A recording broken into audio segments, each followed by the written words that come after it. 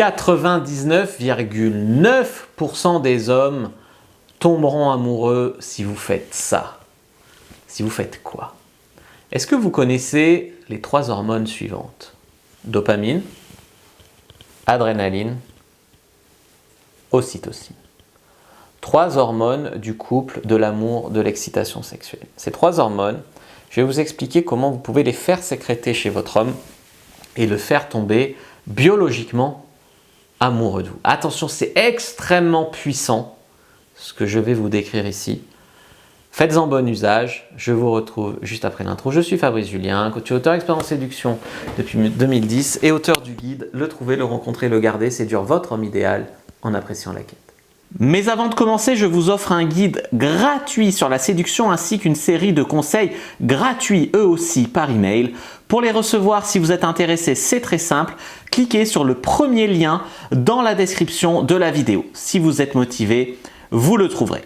Abonnez-vous et activez la cloche parce que si vous ne le faites pas, YouTube ne vous préviendra pas à la sortie des prochaines vidéos et vous allez rater des pépites.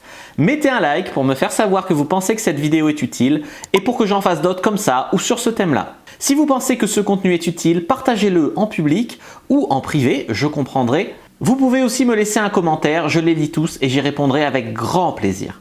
Alors les amis, la première étape pour faire tomber un homme amoureux de vous, je vous parle ici biologiquement, c'est de lui faire sécréter de la dopamine. Ah, la dopamine.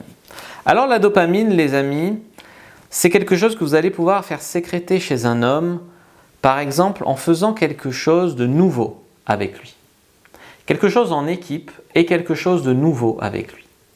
Admettons que vous ayez décidé de prendre des cours de danse ensemble. Ou admettons que vous ayez décidé de commencer un sport de combat ensemble. Ou admettons que vous avez une histoire challengeante, vous avez une histoire excitante que vous avez vécue tous les deux. Si vous avez par exemple tous les deux, je sais pas, comme dans Stranger Things, les 2 ados, vous avez vécu cette histoire de monde à l'envers, vous avez chassé le monstre, c'est une histoire nouvelle et excitante qui vous relie. Si vous avez été un crash d'avion et que vous êtes tombé sur une île déserte, vous avez vécu ensemble un mois, c'est une histoire qui vous lie excitante, challengeante, nouvelle. Alors je ne suis pas en train de vous conseiller de faire ça, mais à votre échelle. Pourquoi les gens souvent tombent amoureux quand ils ont une histoire ensemble, quand ils ont vécu quelque chose pas forcément facile ensemble, quelque chose qui les lie. C'est comme ça, moi par exemple, que pendant le confinement et l'ostracisation des non-vaccinés, je me suis beaucoup rapproché de ma copine. On était ensemble dans cette galère. Donc il faut bien comprendre que ça peut aussi créer des liens, créer la dopamine et biologiquement faire tomber amoureux. Donc ce que vous devez bien comprendre ici, c'est que la première étape, c'est de sécréter de la dopamine et que vous pouvez le faire, j'allais dire artificiellement, non, c'est de la vraie dopamine, mais c'est juste que par calcul, vous pouvez le faire, je vous ai dit, en faisant une nouvelle activité ensemble, par exemple en allant courir ensemble, en faisant un sport de combat ensemble, en prenant des cours de danse ensemble. Voilà, c'est vraiment la première étape. La deuxième hormone qui est clé pour le fait de faire tomber quelqu'un amoureux, un homme par exemple, c'est l'adrénaline. Alors l'adrénaline, c'est quelque chose que tu vis beaucoup quand tu as des sensations fortes. Alors par exemple, pour l'homme, c'est quand il vient de parler pour la première fois. Tellement tu l'impressionnes, ça lui fait des sensations fortes. En couple, vous pourriez aller faire un saut en parachute ou simplement une grande roue, ou la grande roue là, du manège, ou je sais pas, regarder un film d'horreur ensemble, ça dépend de votre caractère. Faire quelque chose où on frissonne ensemble, où on a des émotions fortes ensemble, et ça relie 2 personnes ensemble.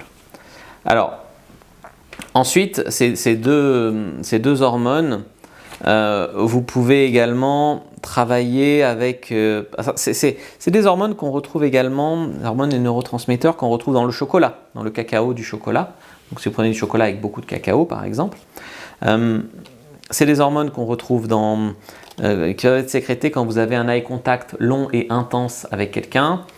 Quand vous vous embrassez longuement et intensément, j'avais fait une vidéo où j'expliquais qu'il fallait parfois embrasser sa moitié pendant 6 secondes en rentrant le soir et que à partir de 6 secondes, on sécrétait de nouvelles choses dans le corps. Donc ça, c'est important. Et la troisième hormone que vous devez sécréter pour faire le cocktail parfait pour mettre toutes les chances de votre côté pour qu'il tombe amoureux, c'est l'ocytocine.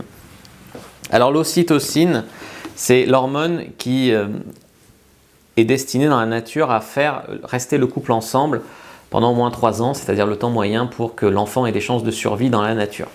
Donc l'ocytocine, c'est ce qui est sécrété effectivement par les femmes dans les orgasmes, beaucoup.